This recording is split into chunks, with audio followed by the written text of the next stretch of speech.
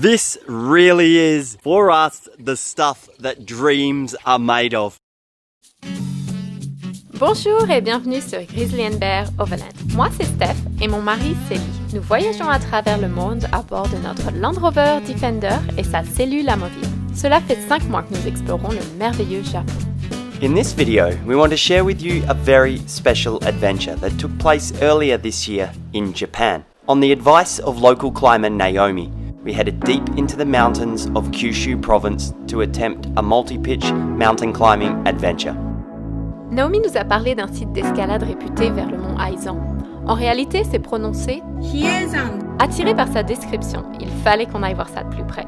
La route pour s'y rendre était étroite et sinueuse. Le paysage de vallées et de montagnes était à couper le souffle. We arrived at the base of the mountain and chose to set up camp directly below the climb we planned to attempt the following day. Perched on the side of this narrow mountain road facing west, we were treated to a magnificent sunset to top off what had already been a very special day. Nous n'avions pas beaucoup d'informations sur la voie que nous allions tenter de grimper. Il fallait donc partir de bonne heure. Nous nous sommes levés à 4 heures du matin afin de préparer notre matériel nécessaire à l'ascension de cette voie dite traditionnelle. Of all the disciplines in the rock climbing world, multi-pitch traditional climbing would definitely be the most adventurous, scary, dangerous and adrenaline-filled. For us, this is most certainly the case. À en croire la météo, nous avions 12 heures devant nous avant l'arrivée d'un gros orage. Nous débutons notre marche d'approche aux aurores. Avec un vague souvenir de la description donnée par Naomi, ainsi qu'une traduction aléatoire d'un site internet japonais, trouver la falaise en question représentait un réel challenge. After several wrong turns, some bush bashing, and eventually backtracking, we found what we were almost certain had to be the base of the iconic Japanese climb, aptly named the Needle.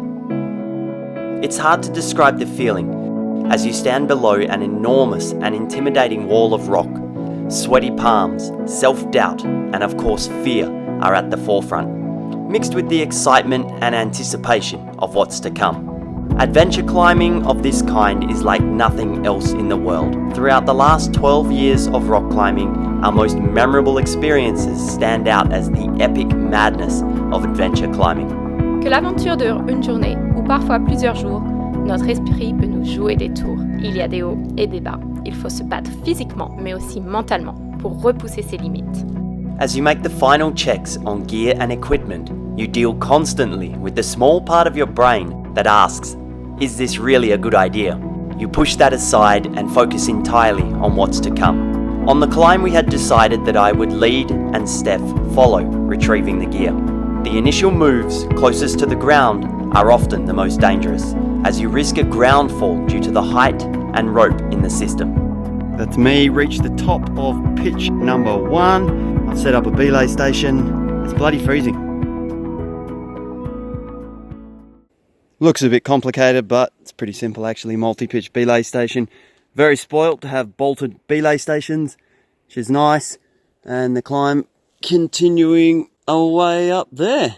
L'escalade, c'est intense. Du coup, on ne peut pas vraiment filmer. Que l'on grimpe ou que l'on assure son partenaire, il faut rester concentré et surtout veiller à la sécurité. There's little Steffi down there getting ready. So when we're multi-pitch climbing like this, the second climber, which in this case is Steph, will follow the leader and clean the gear off the wall. And then we reuse that same gear to climb the second pitch. I inform Steph that I'm safe and secure. I configure the system to allow me to top belay. Then it's time for Steffi to join me. When on a multi-pitch climb, time is of the essence. After an efficient turnaround at pitch 1, I continued into pitch 2. So that was very, very scary. Lots of run-outs, only one bolt, and the rest was traditional. One single bolt here, a little bit rusty, but it's still solid. That's a nut. Usually you would have that upside down the other way. I've pulled this out, the nut side, put it around the back between the washer and the nut on the bolt there. I'll clip a quick draw to that. Placing and trusting traditional equipment adds another element to climbing that, again, can't really be explained. Try to imagine the feeling of clipping into that tiny wedge, then climbing higher, every single moment thinking that if you fall, it's up to that piece of gear to save your life. I can tell you from experience, that when you do take these falls, a 2-second free fall can feel like a lifetime. Arriving at the tree I would use as a belay station, another element was added to the adventure. I could no longer see Steph. Lorsqu'on grimpe en grande voie, il est assez courant de perdre son partenaire de vue. Il nous reste uniquement la communication verbale. I yell clearly and precisely, repeating 2 times with Steph replying 2 times, confirming she's understood. C'est ensuite à mon tour. Je me hisse sur la paroi, tout en récupérant l'équipement placé au préalable par Lee. Ce n'est pas facile. Je dois parfois utiliser un petit outil, et cela d'une seule main. L'autre s'accroche fortement au rocher afin d'éviter la chute. Reaching the summit after 8 hours of strenuous climbing brings all the built-up stress, relief, and emotion to the surface. A feeling of accomplishment that is impossible to beat. I take a moment to settle the nerves and appreciate my surroundings before yelling to Steph to join me. I'm on top.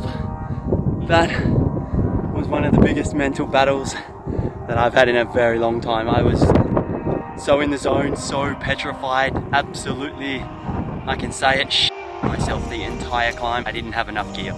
I said that at the start that I was going to go light today. I didn't have enough gear. The weather's coming in, so we got to get moving.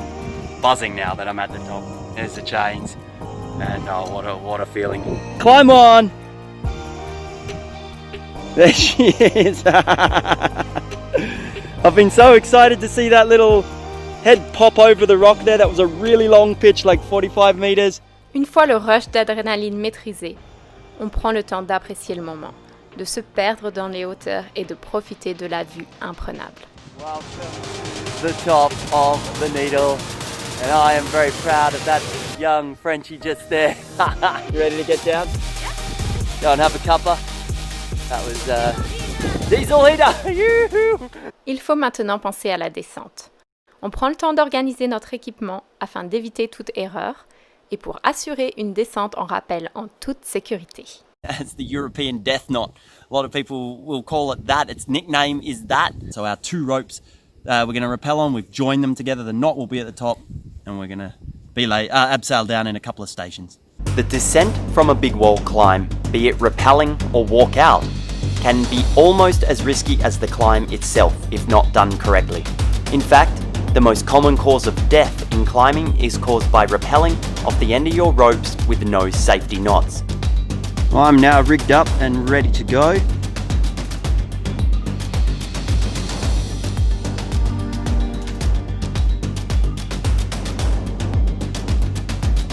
For our second abseil, we chose a solid live tree. We usually trust a tree if it's about 4 inches minimum in diameter. Reaching the top of a multi-pitch climb is nothing. It's not until you're back at the campsite that then you can celebrate, because you never know what's going to happen. Quel soulagement de retrouver la terre ferme après une journée passée dans les baudriers et les chaussons d'escalade. On tire la corde une dernière fois et on prie pour qu'elle ne reste pas coincée. On range le matériel et on commence la marche pour retrouver Grizzly and Bear. On the hike down, we are again in awe of the stunning forests of Japan.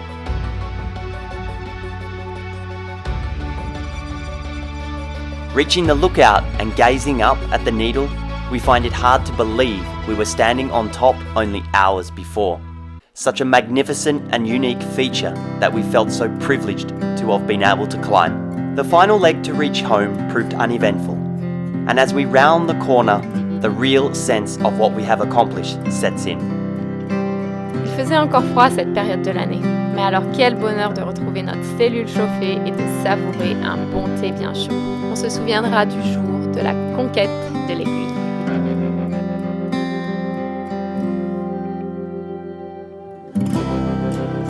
Arigato, Naomi, for the recommendation to visit this magical part of Japan. We hope you enjoyed the video. If you did, please give it a like and don't forget to subscribe. Next week we will be back to the normal episode in Hokkaido, north of Japan. If you want to follow the Grizzly and Bear adventure in real time, you can find us on Instagram. See you next time. Take care. Bye bye.